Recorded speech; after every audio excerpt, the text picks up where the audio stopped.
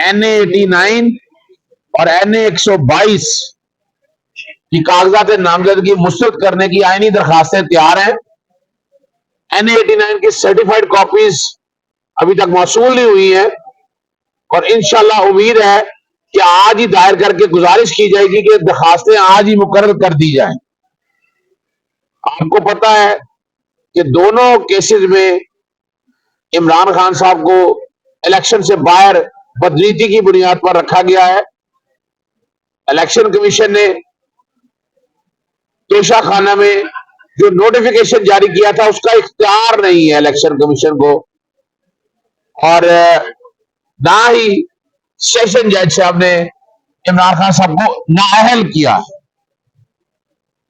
دوسرا جو اہم ایشو ہے وہ نواز شریف کی جو تاحیات نااہلی والا معاملہ ہے، اس میں سیکشن 232 میں ترمیم کی گئی تھی اور 62(1)(f) کے تحت نااہلی کو 5 سال تک محیط کیا گیا تھا۔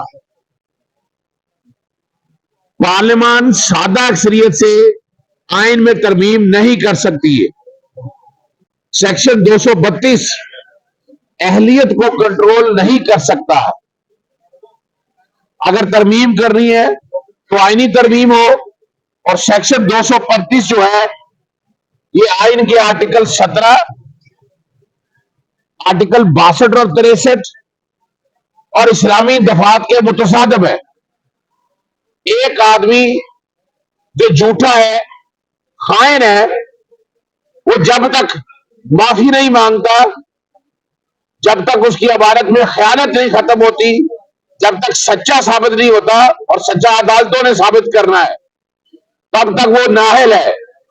اسی لیے نواز شریف تاحیات نااہل ہے۔ سپریم کورٹ کے فیصلے کا میں نہیں سمجھتا اس پہ اثر ہوگا۔ لاہور ہائی کورٹ سے گزارش کی گئی ہے کہ سیکشن 232 کو غیر قانونی اور غیر آئینی ڈکلیئر کیا جائے۔